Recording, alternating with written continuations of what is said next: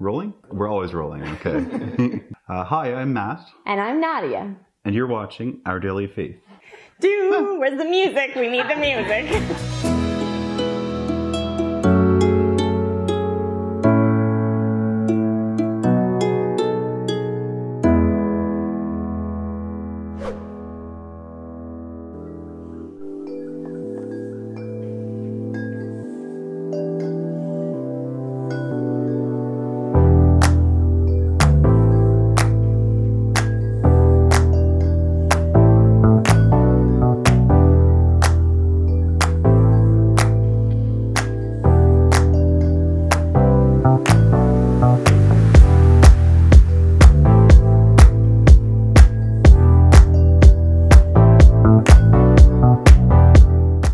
Hey everybody, so this week, Matt and Nadia, who are the wonderful, wonderful friends that we've been staying with this summer while we've been renovating the trailer, are taking over our channel.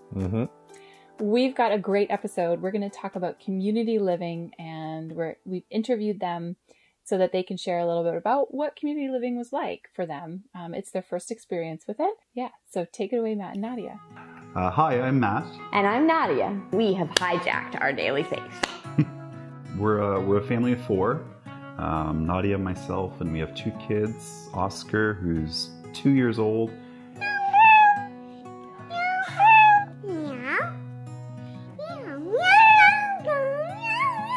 And Abby, who's almost 5 months.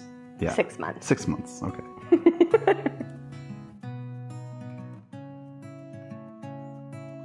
So Adelie, Phil, and their family have been living with us since Father's Day, the middle of June, and it is now the middle of September. And we're going to give you the lowdown on what's really happened. So Matt, what's one thing you've learned through this process? I think I've learned how to be more open with people. I think having another family in our very immediate surroundings has kind of forced us or pushed us as a family to, be honest about our lives and about the good things and the bad things, and learning how to share that with more people than just, yourself and our kids.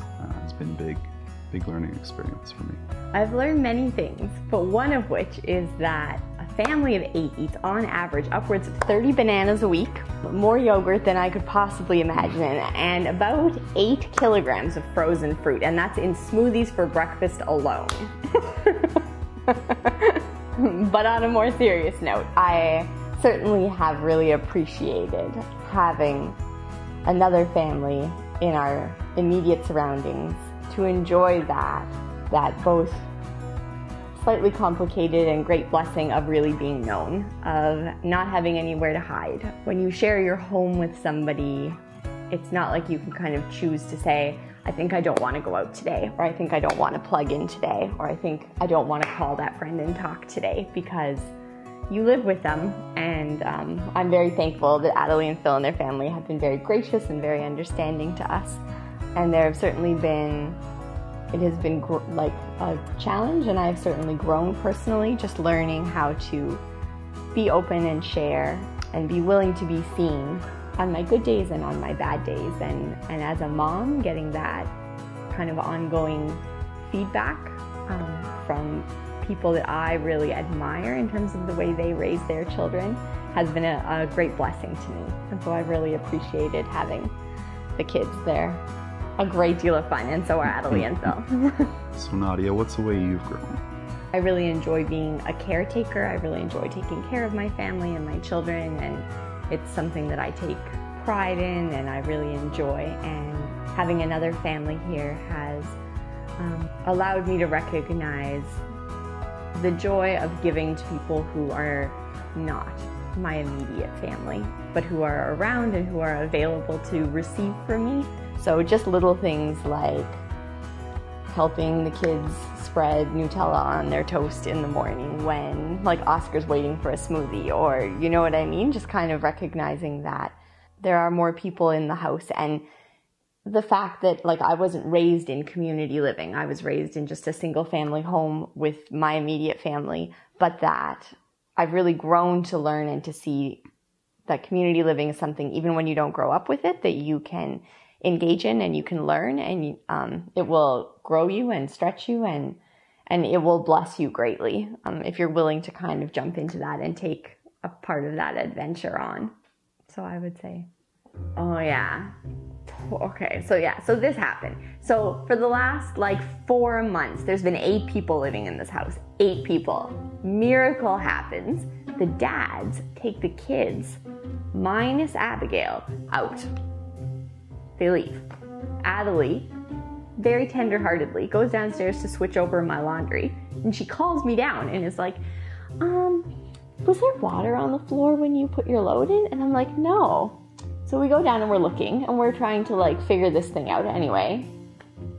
We had a clothing item migrate into my laundry filter, which was probably clogging it up. But anyway, we're kind of cleaning it up. So I come up to get a flashlight because we're trying, it's still leaking. Like we wiped it and we've drained the water and it's still leaking. So I come up to get a flashlight, and there is water shooting out of my ice maker in my fridge. Like shooting, the floor is covered in water, and I'm like, Adelie! Ah! I was like, and she comes, she's like, yep, I'm coming, and she comes booting up. She came booting upstairs, like 6 at a time. To witness the ice machine. Yeah, to witness the ice machine. Like with the same fervor and gusto that when I say, oh, Caleb, that's sharp, that she magically appears. Because Caleb and the word sharp kind of, that spurs the fear. It stokes the fear in Adelie's heart. And anyway, I'm like hitting the fridge, and like there's no guys in the house. Like there has been guys in this house every minute of the last 4 months, and they both magically leave. And the house like explodes. Anyway, we just basically hit the fridge until water stopped pouring out and mopped it up. And then we went downstairs and we just kind of like hit the washing machine until it stopped leaking. So neither one is leaking anymore. We don't know what we did. The guys came back and there's no evidence anything happened. But it was traumatic. It was like 40 minutes where Adelie and I were like, we're gonna be so productive. The kids and the guys are gone. What are we gonna do? No, the house like exploded. You're both strong women. You don't need no man. We don't need no man. So there you go. That happened. So what's one challenge been for you, Matthew? By nature, or maybe not by nature, but before Phil and Adelie and the kids moved in, I had a pretty large personal bubble, we'll say. I like my space. I liked it a lot. So the house got a lot more crowded pretty quickly. And that was completely to be expected. We, doubled the amount of people in the house. Certainly that was at first a tough learning curve for me. That was a challenge. Oscar he's very slow to warm up. He's a very sensitive and intuitive child, and we love him very, very dearly.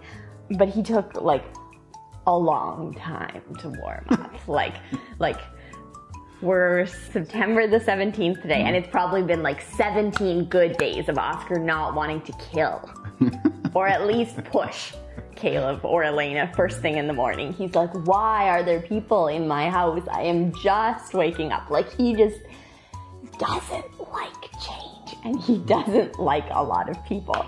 So for me, I remember especially, like, it was just a couple of weeks after you guys moved in, and Adelie came to me and was like, Nadia, is everything going okay? Like, you guys spend a lot of time upstairs. And I'm like, everything is great. I promise it's all good. I'm just trying to give Oscar a chance to warm up. And like, he did. He did warm up. And now, like, it's such a gift. I've seen him bloom in ways that he just would not otherwise have, especially at this age. And that has been such a great gift. But that certainly was a challenge for me as a mom, to constantly feel like I was running interference between Oscar and Caleb and Elena, not in any way, shape, or form because of Caleb and Elena. But they're very outgoing and happy and wanted to engage Oscar and play with him. And he's like, don't even look at me. Like, no, like I'm telling you, we would come down the stairs and sit on the couch, and Caleb and Elena would be in the kitchen. We're in the living room. They'd be in the kitchen at the island, and they would go to come into the living room to say hi, and Oscar would run from the couch to the kitchen and push them back into the kitchen. Like, don't come into my living room. Like, Matthew's personal bubble's big. This kid comes by it honestly. Like, don't come anywhere near me. His favorite move is the strong arm. Yes, the strong arm. So I'm really, really thankful to have had very patient children, and Adelie and Phil. Although Phil, like, Oscar loved you from the second you walked in. I don't know why. He would just take your finger and like lead you around to go like help him find trucks, and you would push him on the swing. It was like magical, and Adelie's trying to like coax him with smoothies, and he's like not buying it. What growth have we not seen in Oscar? So he doesn't want to push Caleb or Elena when he comes down the stairs in the morning anymore. That's huge.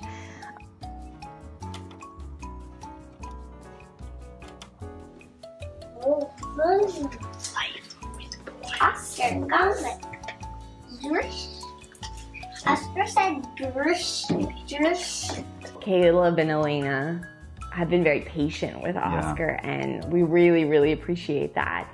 Elena has done her fair share of pushing Oscar on the swing for miles and miles and miles this summer. Reading stories. Like playing in the sandbox. Yeah.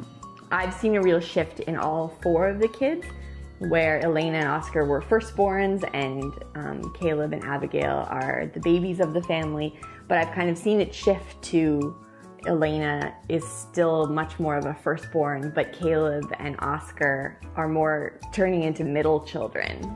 And then of course Abigail is only just now 5 months old, so she's still the baby. She's still the baby. Yeah. I've really seen Oscar shift from being like the normal 2-year-old self-focused introverted child that he is to being a lot more outgoing and a lot more willing to engage with other kids. And yeah, he's still cautious, but I think he's socializing better. Yeah. Yeah. Yeah.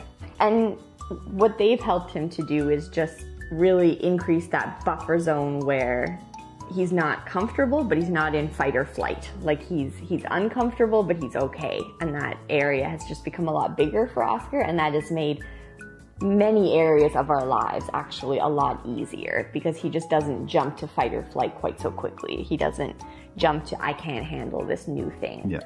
I think this whole experience, one of the legacies of it will be the growth that we've seen in Oscar. Absolutely. And the sanity that I have maintained and gained from Elena's deep and abiding love of Abigail, because there's video of this, but there is video of like us at 7 a.m. in the morning, me and Phil with Caleb and Elena and Oscar at the kitchen island, and they are squawking like pterodactyls, like little dinosaurs.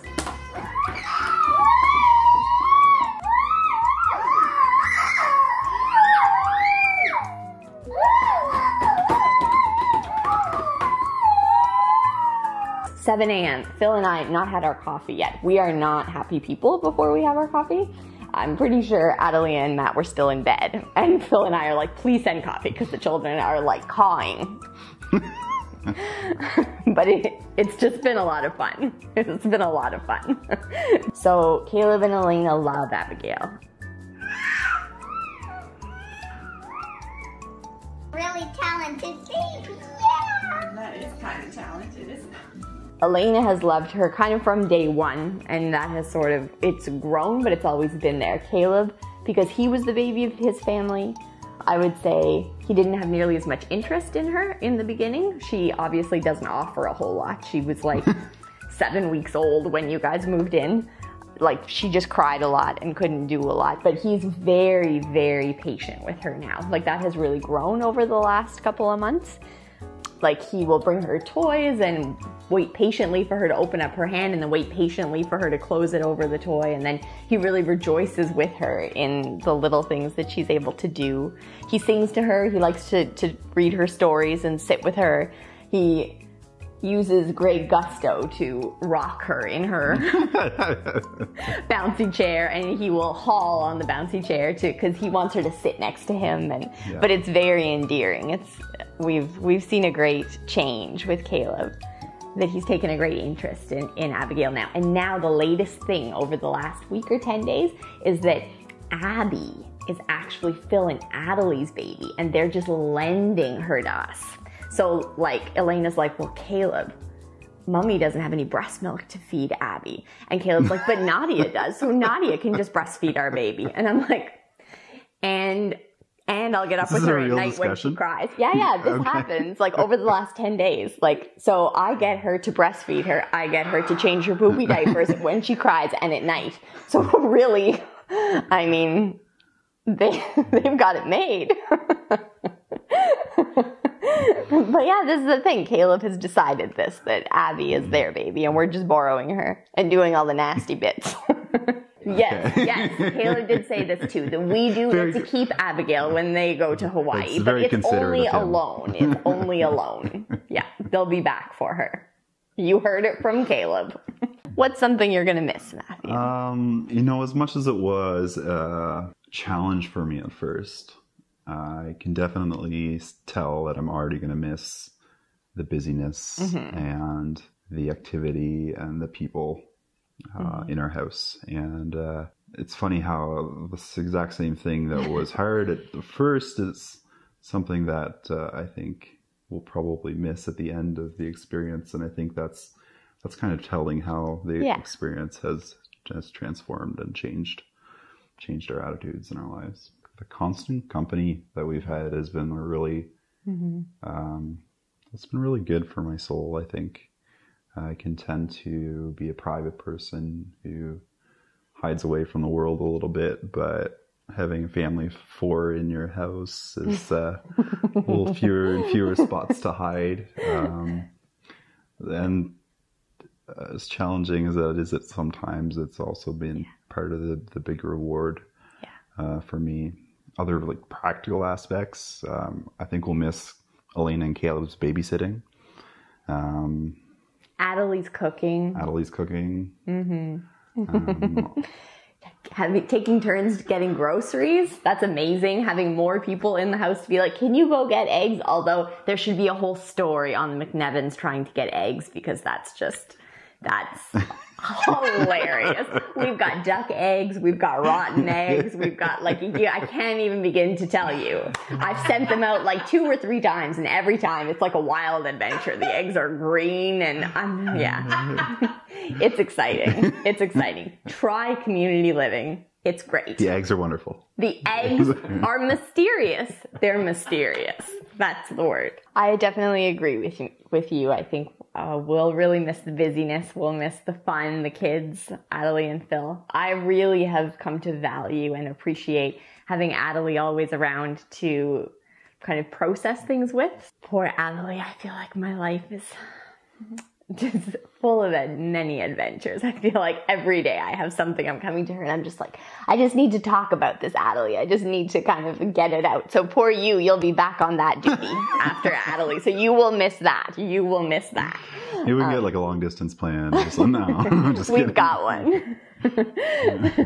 Phil is my coffee buddy in the morning. That's a lot of fun. We call it the magic button, depending on who gets to the coffee maker first. The other one's like, did you push the magic button? That's kind of fun. Phil has learned a lot about apologetics during this time here and kind of shared about that. And Adelie is reading different articles, and we're sharing things about health and wellness and the kids, and definitely things about God. And just having that ongoing discussion constantly in our home, as opposed to like on Sunday at church or when you get together with a friend for coffee for an hour. Just having that be a constant in our home is something I've really come to value and I will definitely miss. So every Friday night we have games night with the adults only, which by the time we get the kids to bed is sometimes really late. But anyway, we've taken to playing this game called Once Upon a Time, and we don't play it exactly by the rules, so the stories we make up, which it's a terrible game to play with a writer, because Adelie asks all the most like annoying questions about trying to make the story make sense, and I'm like, Adelie, it's a fairy tale. And they hate it when I lay down cards. They are never happy with the cards I lay down, the stories I tell, and the endings I come up with. I'm like, Adelie always asks these very pointed and obvious and important questions. Important. Yes, exactly that. It's a fairy tale. Come on. I'm very grateful for that. I will deeply, deeply miss those stories. Yes. So what advice would you have to give to someone who is thinking about trying community living? Don't jump into it lightly. I mean, Adelie and Phil weren't strangers to us by any means. At the same time, they weren't, the closest of companions at the time. So there's that risk, and I think you need to consider that risk and pray about that risk. Mm-hmm. But I think there's also that reward that can be so worth it. Like, I would agree with you. I would say it is something that is best gone into from a position on your knees, like asking God about it.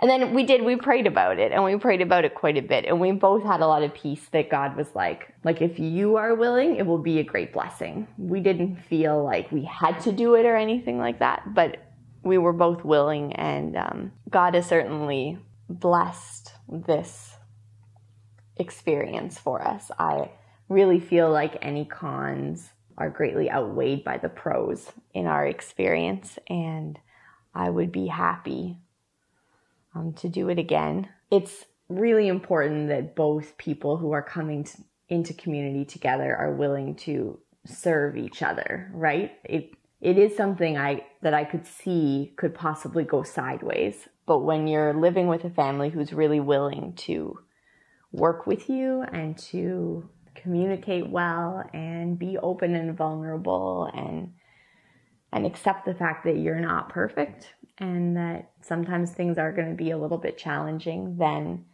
you can walk hand in hand into those challenging times and come out a lot stronger on the other side. So I would encourage people to pray about it, but to be willing, to just know that just because you weren't raised in it doesn't mean you can't do it and have a really great experience, because neither one of us had ever lived in community. No. It has been a really good experience. I think an experience that we will continue to learn from even after Adelie and Phil go back to Hawaii. Thanks for watching. So what's one thing that you're really grateful for with community living? I really cherish the coffee times with Nadia and having dinner with Matt and Nadia and having games night and the odd night where Matt and I would go and watch a movie together. It was just fun. You had people to share life with. Community living was something that I was sort of interested in before we moved away to Kona and lived on campus in community living. Human brains are wired for connection. We were not meant to live alone and in isolation. And if you think about how we first lived, it was in villages with other extended family members and other people. And so we were supposed to live in community, and research is starting to back that up with brain science.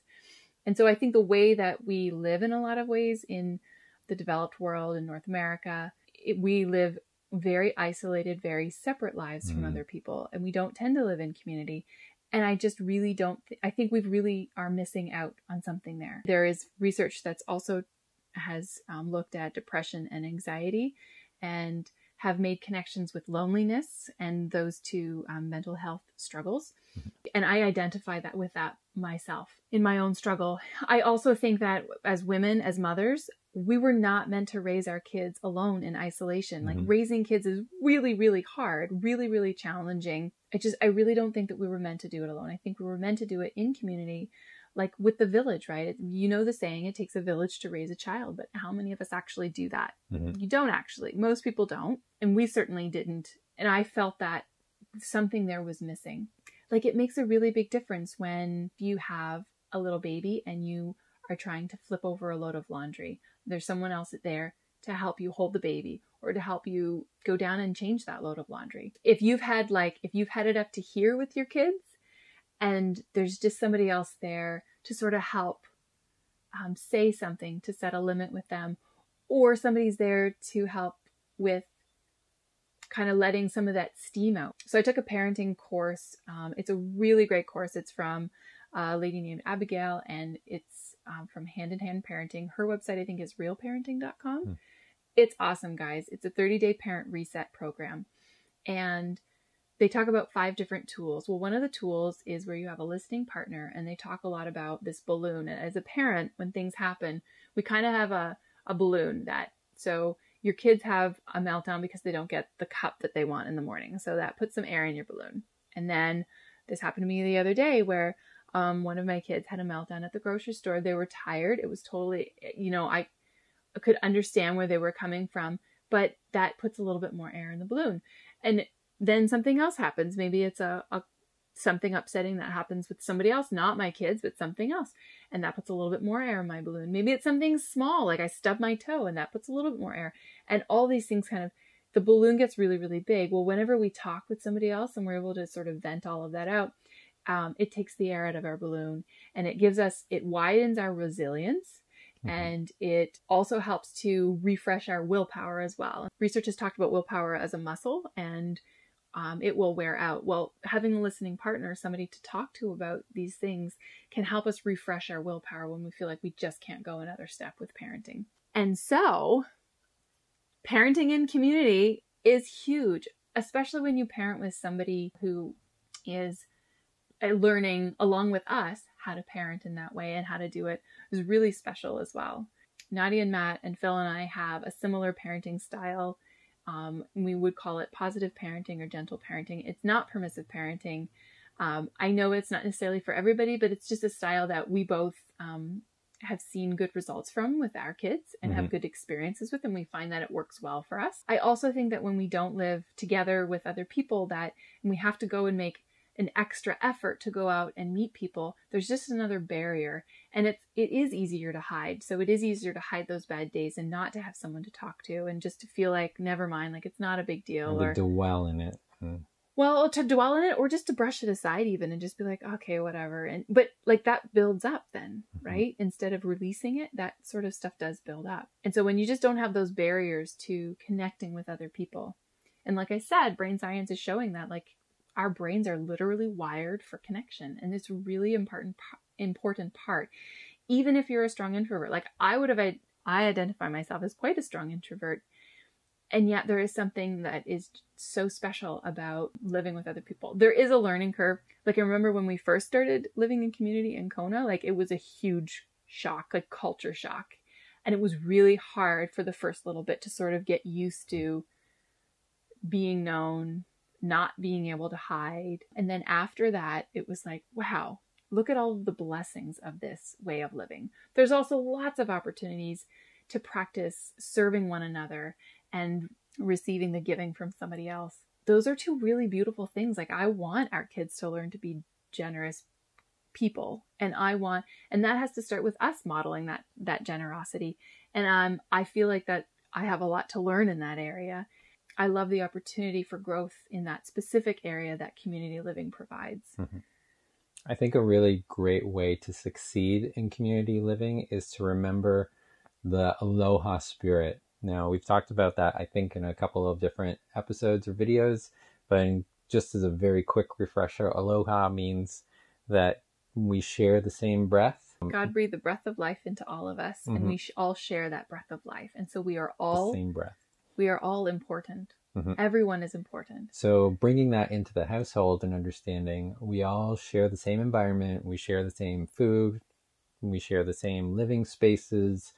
Like we have to respect each other's quiet times and that kind of thing. And the more you can do that and understand that we all have the same environment, the more we treat each other with respect, then I find that's what really helps to have a really good, successful time in community living. One of the biggest keys for success in community living is to draw near to the Father, to the Heavenly Father, get filled up from Him, so that you can then go out and your tank is full and you're not expecting anyone else to fill up your tank, because He's the only one that can do that.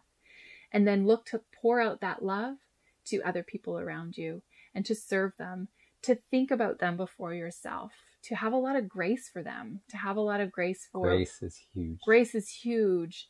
Have a lot of grace for where they are, where you are too. Grace for yourself, because you're not going to do it perfectly. You're going to make mistakes. And being willing to step forward and say, you know what, I think I made a mistake with that. I'm really, really sorry. Yeah. Can you forgive me? Whenever you know that you've messed up. Or communicating, being communicative and saying like, is this working for you? Is there anything that maybe that we're doing that we could be doing differently? And having open lines of communication is also really important. So we have a special video that we're creating that's kind of our goodbye to PEI for now. And we're going to share some of our memories. Our final time here in PEI. Starting our new chapter in YWAM. And then the video after that, we'll be in Kona. We'll see you next week. Bye, everybody.